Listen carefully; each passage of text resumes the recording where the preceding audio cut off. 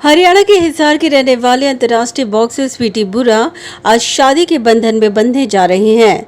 स्वीटी की शादी भारतीय कबड्डी टीम के स्टार खिलाड़ी रोहतक के दीपक हुड्डा के साथ हो रही है। दीपक भारतीय कबड्डी टीम के कप्तान है। शादी हिसार के साउथ बाईपास पर स्थित एक रिसोर्ट में होगी, जहां पर 7 जुलाई शाम को दीपक हुड्डा बारात लेके पहुंचेंगे। शादी के पहले घर में तमाम हरियाणवी रीति रिवाज रस्में अदा की जा रही हैं।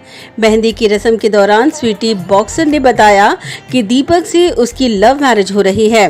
उसकी पहली मुलाकात 2015 में रोहतक के एक समारोह के दौरान हुई थी।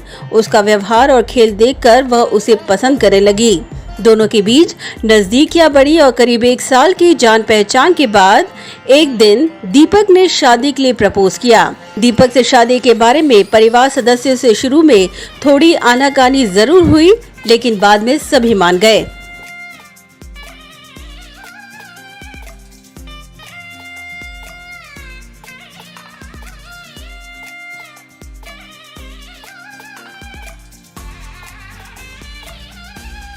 में हमारा एक इवेंट था, मैराथन हो रही थी, वहाँ पर मुझे चीफ गेस्ट बुलाया था, वहाँ हमारी मुलाकात हुई थी।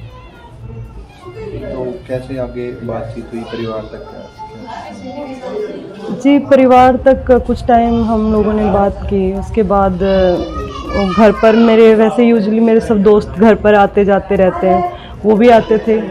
फिर दोस्ती कब प्यार में बदल गई पता ही नहीं चला। और फिर आज हाँ जी, घर वालों को वैसे तो कोई प्रॉब्लम, लेकिन शुरू में घर वालों को थोड़ा था कि जैसे अभी दीपक का थोड़ा सा नाम हो गया तो थोड़ा जानते, पहले इतना नहीं जानते थे और मैं एक नॉन फेस थी उस टाइम भी, तो घर वालों को थोड़ा यूँ लगा।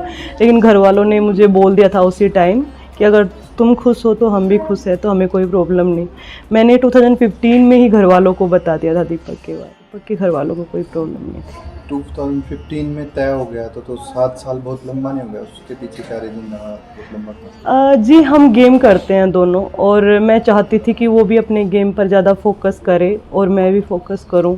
और 2015 के बाद आपने देखा होगा उनका भी इम्प्रूव और मेरा भी इम्प्रूव, सो यही रीज़न था। और अब हम चाहते हैं कि हम दोनों इकट्ठे रहकर इम्प्रूव करें।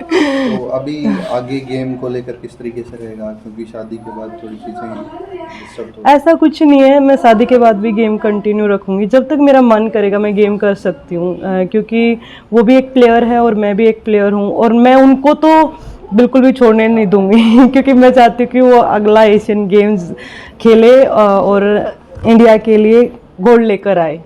तो अब क्या शेड्यूल रहेगा? उनका शादी है तो क्या क्या प्रकार? शेड्यूल तो बहुत ही आज भी अब ट्रेनिंग करके आए हैं दीपक तो सुबह मैं मॉर्निंग से यहीं बैठी हूँ, प्रैक्टिस भी कर रहे हैं हम साथ में, लेकिन बहुत हेक्टिक हो रहा है कि टाइम मुश्किल से हो पा रही है हमारी प्रैक्टिस।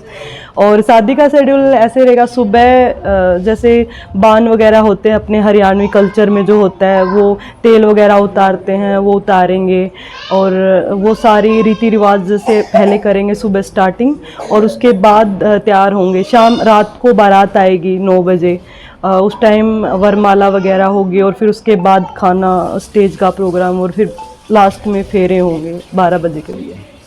दीपक की नेशनल है 15 को, हम प्लेयर है तो हमारे पास टाइम बहुत कम होता है। आप यकीन नहीं करोगे, 8 महीने में तो हम अब जाकर मिले थे और आते हमने शादी फिक्स कर ली है, क्योंकि एशियन गेम्स पोस्टपोन हो गए, तो इसलिए हमने सोचा कि यही टाइम है कि हम कर लेते हैं, वरना बात 2 साल के बाद पड़ जाएगी कि 2 साल बाद करें शादी।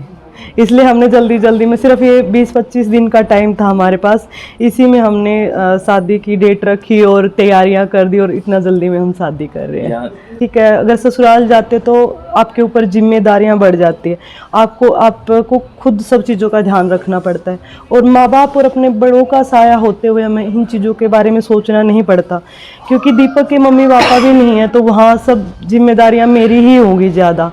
और जैसे यहाँ है तो मैं फ्री माइंड रहती हूँ, वो चीज़ें थोड़ा सा ज़्यादा हो जाएगी, जिम्मेदारियाँ बढ़ जाएंगी वहाँ जाने के बाद।